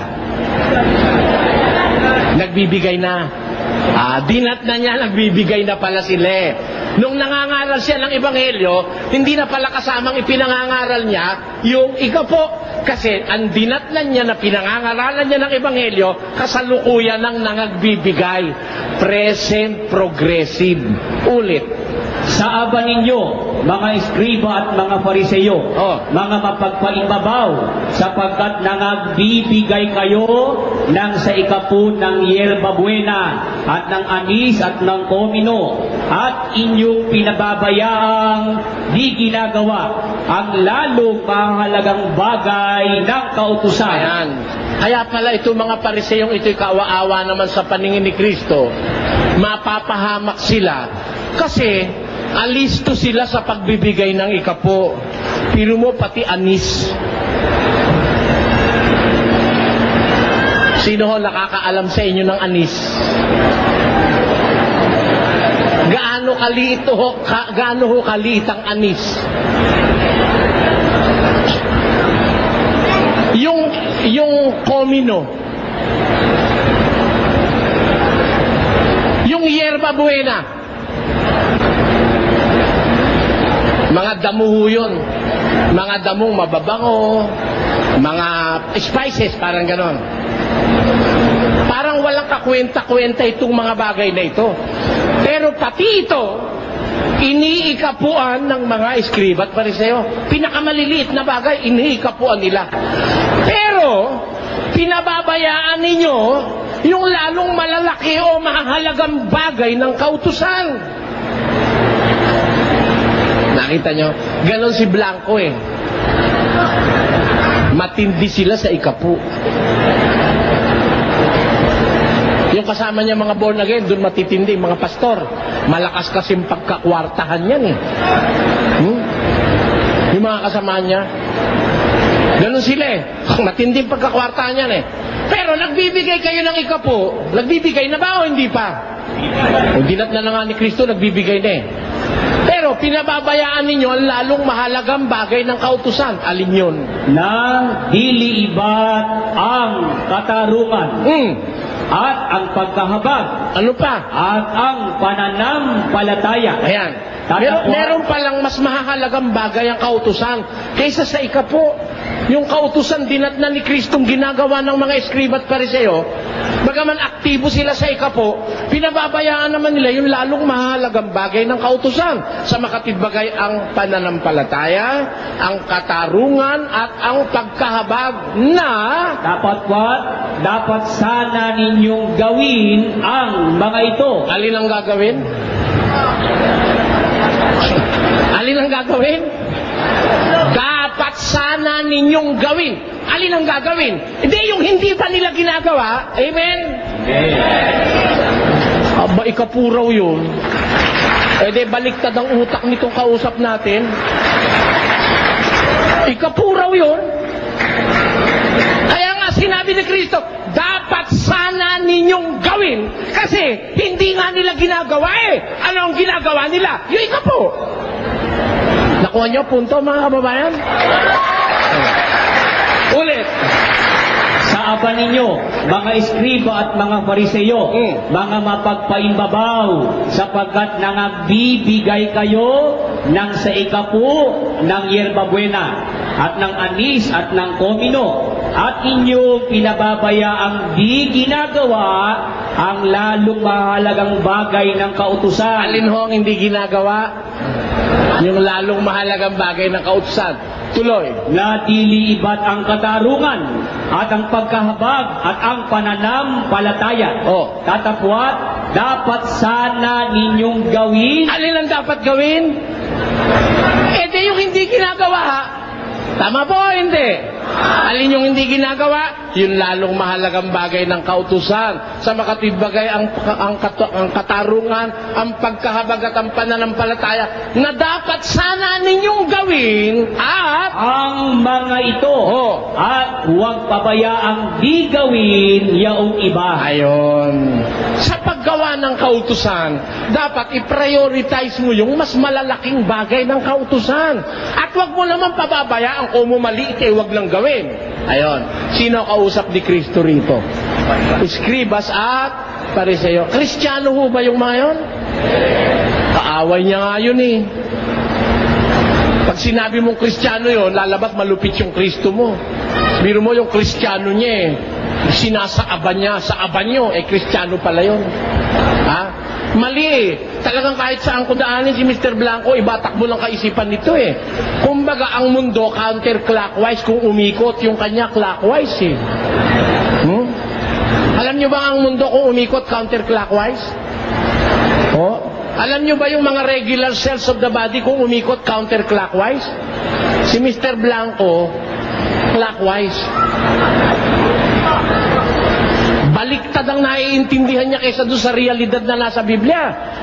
Kaya, itong kausap dito, hindi mga Kristiyano, sinusumbatan nga ni Kristo eh. Ngayon, punta tayo doon sa Kristiyano. Sabi niya, si Judas daw, Kristiyano, pero hindi born again. Natatandaan niyo ba, no? Ba't ka ako sinabi mong hindi born again? Mababasa ba sa Biblia? Wala naman siyang mabasa. Ba't niya sinabing hindi born again? Kasi raw si Judas, puspos ng demonyo. Ayan. Mga kapatid, alam niyo ho ba yung salitang puspos ng demonyo? Ano yung puspos? Antipolo, Tagalog kayo, ha? Alam niyo yan. Ano yung puspos? Punong-puno, di ba? Punong-puno, apaw-apaw, puspos. Ayan. Tanungin natin kung si Judas, ayon sa Biblia, ay hindi na born again dahil puspos ng demonyo. Pakinggan nyo sa isang talata ni Juan, ganito ang ating mababasa. Pakinggan nyo ito, ha, mga kababayan. Sa kapitulo 13 ito ng Juan. Sige. Sumagot nga si Jesus, yaong aking ipagsawsaw at bigyan ng tinapay. Bago siya mamatay, nagkaroon ho sila ng banal na hapunan bago siya mamatay. Nagtatanong ang mga apostol, nung kumakain na sila, sabi niya, ang isa sa inyo, pagkakanulo ako. Nagtanungan, Panginoon, sino yun? Sino yun? Talungan sila ng talungan sa lamesa. Ano sagot ni Jesus? Sumagot nga si Jesus, yaong aking ipagsawsaw at bigyan ng tinapay ay siya nga. Ano ngayon na nangyari? Kaya't nang maisawsaw niya ang tinapay, ay kinuha niya at ibinigay niya kay Judas na anak ni Simon Iscariote. Anong maibigay yung tinapay? Ano nangyari? At pagkatapos na maisubo, si Satanas nga ay pumasok sa kanya. Kailan ho pumasok si Satanas kay Judas? Kailan ho?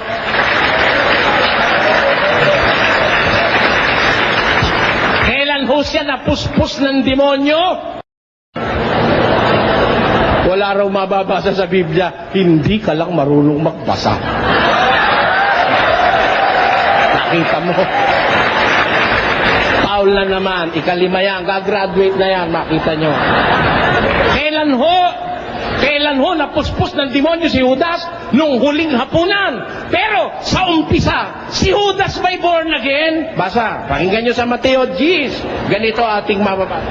At pinalapit niya sa kanya ang kaniyang 12 alagad. Kaninong alagad? Alagad ni Kristo, hindi.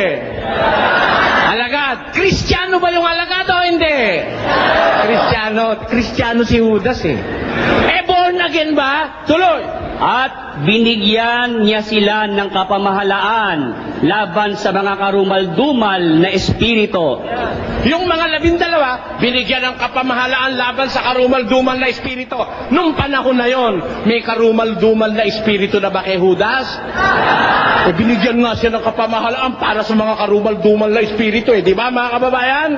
Pakinggan nyo, tuloy natin. Upang mapalabas nila. Magpapalabas pala sila ng mga karumal-dumal na espiritu.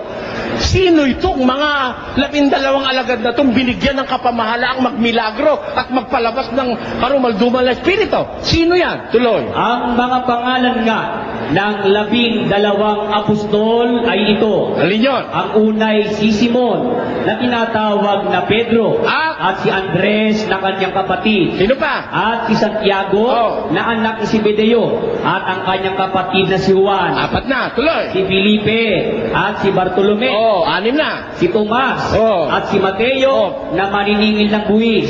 Si Santiago na anak ni Alfeo at si Tadeo. Si Simon na Cananeo at si Judas Iscariote. Kasama mo si Judas na binigyan ng kapamahalaan o hindi? Born again ba si Judas o hindi? Kaya delikado yung born again. May possibility pasukan din ng demonyo yan. At ang palagay ko, sa tabi ko meron ngayon. Bakit? Huwag mong sabihin si Judas nung tawagin ni Kristo, puspos na ng espiritong masama. Puspos na ng demonyo. Binigyan pa nga ng kapamahalaan At ang katunayan, hindi masama si Judas sa umpisa. Ginawa pa ni Kristong tesorero. Dito ba may organisasyon kayo rito sa Antipolo? Pagka batarantado tao, gagawin yung tesorero? Siyempre, ang ginagawa mong tesorero, yung taong sa inaakala mo'y tama ang gawain. Katiwa-tiwala. Kaya lang, yung tiwala ni Kristo at pagmamahal, sinamantala ni Judas, ninakaw niya yung laman ng supot na hinahawakan niya. Doon sumama si Judas. Ayun ang dapat yung maintindihan. Kaya, nung totaling mapuspos siya ng espiritu, kailan? Nung maisubo na sa kanya yung tinapay sa huling hapunan. Kaya huwag mo sasabihin, kapatid, na si Judas hindi na born again. Naglaladlad ka ng lagim sa sarili mong bayang Antipolo. Huwag kayong maniniwala pagka ganito aral na tatanggapin nyo rito. Mas mabuti ho'y manood kayo ng Andatindaan. Bakit? Pagka ang pakikinggan nyo'y galito lang ang alam sa Biblia, nangangahas ng tutulan ako. Ako raw ilang minutes pa? Ako po raw hindi raw ako marunong ng grammar. Hindi raw ako marunong ng Biblia. Hindi raw ako marunong ng grammar. Ba't mo ako pinatulan? Ba't mo ako hinahamon? Wala pala akong alam. Sabi ng Tagalog, ang pumapatol sa wala, ulo lang yung kamuka. Hindi ba yun ang sabi ng Tagalog? Time na raw time na raw. Salamat po.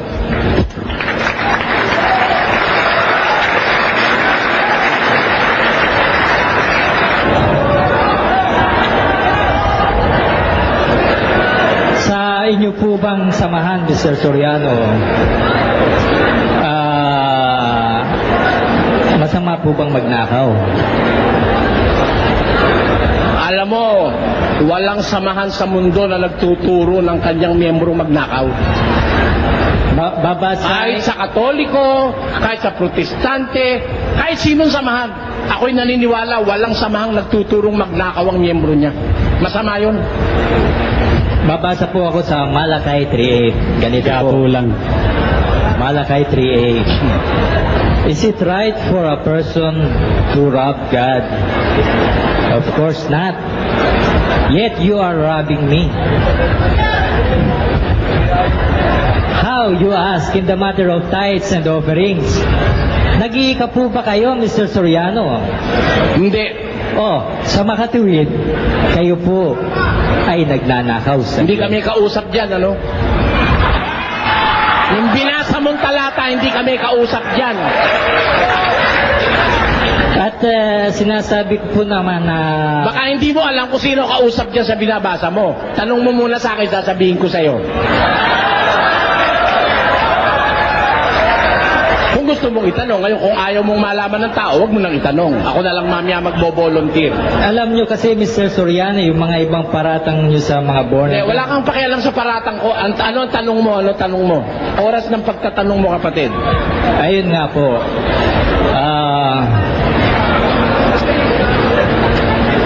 Ang sabi po nyo, wala kaming grammar. Wala akong sinabi na wala kang grammar. Ikaw ang nagsabi na hindi ako marunong ng grammar, ano? Hindi po. Sinasagot ko lang. Ayun ang lagi nyo sinasabi sa aming mga born again. Wala kami... Huwag mong sasabihin yung hindi ko sinabi rito. Walang pakialam ang mga tao doon sa hindi nila narinig. Ang pinag-uusapan natin, huwag kang lalabas ngayon. Mali yun. Yung sinabi rito, yun ang pag-usapan natin. Sa makatwid, Mr. Soriano, iwan na po natin yan. Aling iiwan? May iwan ko sa'yo. I am under cross. Kahit ano itanong mo sa akin, sasagot ako sa'yo eh. Kung bahala ka, kung gusto mong iwan. Kung gusto mo, iwan mo na naman ako. Pwede rin eh.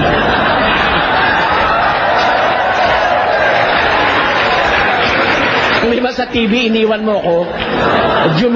Nag-CR lang ako, nawala ka na. Yun po ang diskusyon natin sa TV, Mr. Soriano. Na-pinpoint ko na po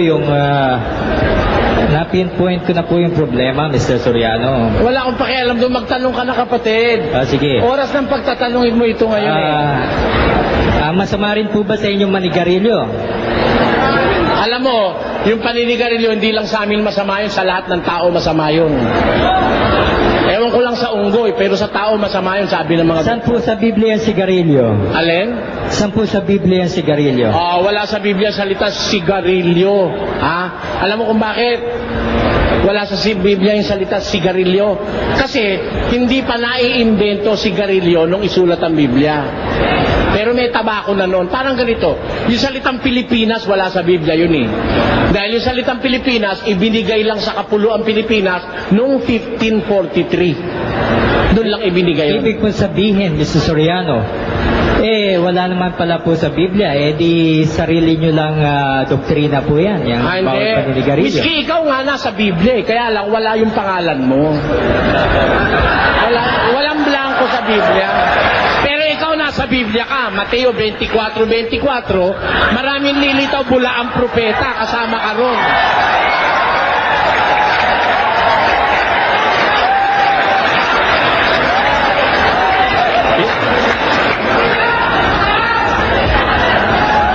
Ang totoo po niya, mga kababayan, ang pinuno po ni Ginoong Soriano ay naninigarilyo. Yung pinuno niya, Maninirang puri ka pa. Ano, 16 na taon na akong tumigil sa sigarilyo tapos pinaninira mo pa sa akin. At yung... alam mo, nung araw, nagsusugal din ako, no? Nagna-night club din ako nung araw, ano?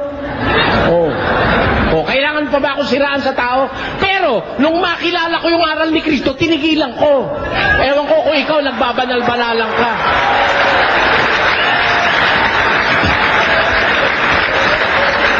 Baka gusto mo, blackjack tayo. Kaya, it is a mess. para patunayan ko sa sugarol ako. Oh, pero, kinalimutan ko na yun. Yung pong bawal manigarilyo, Mr. Soriano, tatapatin ko kayo. It is a medical statement. It is not a biblical statement. Bakit kumabasa ko sa Biblia? Kumabasa ko sa Biblia.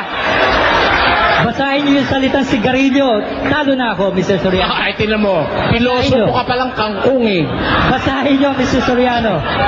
Yung salitang sigarilyo. Babasahin ko! Ako ang bahala. Wala kang pakialam, ako babasa. Babasahin ko, bawal yan. Oh. Tapos sabihin mo medical term. Nasa Biblia yan. Dahil kung medical term lang yan, di ako titigil dyan. Masarap yata Basahin niyo, Mr. Soriano. Ha? Gusto Babasahin kong ko? marinig. Babasahin ko? Sige. Pag nabasa ko, tatanggapin mo, talo ka na. Talo ko, Mr. Soriano. Talo ka na. Sige ha. Moderator, saksi kayo ha. Pag nabasa ko na masama ang sigarilyo, talo na siya ha. Tapos na diskusyon. Eto ha.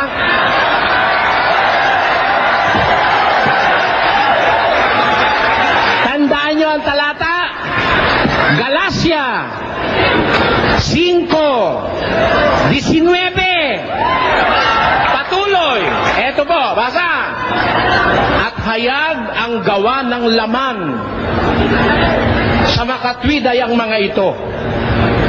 Tungkol sa mga bagay na ito, pinagpapauna kong ipaalaala sa inyo na ang nagsisigawan ng gayong mga bagay hindi magmamana ng kaharian ng Diyos. Ito, alam nitong gawa ng laman na hindi magmamana ng kaharian ng Diyos. Ito, pakikiapid, karumihan. Sino ba sigarilyo nakakapagparumi o nakakapagpalinis? Basahin niyo yung sigarilyo, Magaling ka Mr. muna! Soriano. Wag mo ako interrupt. Karumihan, kalibugan, pagsamba sa Diyos-Diyusan, pangkukulam, mga pagtataniman, mga pagtatalo, mga paninibugho, mga pagkakaalitan, mga pagkakampi-kampi, mga pagkakabahabahagi, mga hidwang pananampalataya, mga kapanaghilian, mga paglalasing, mga kalayawan, at ang mga katulad nito.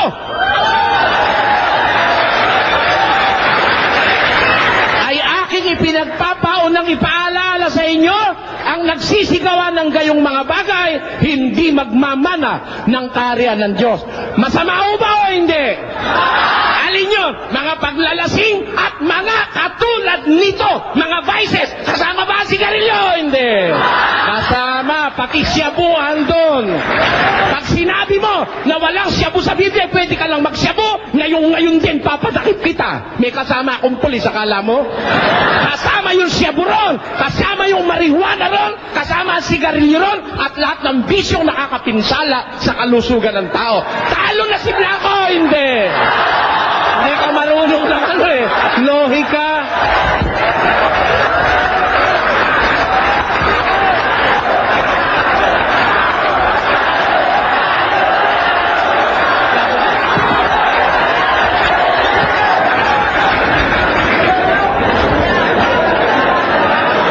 At paninigarilyo, panalo na si Mr. Soriano.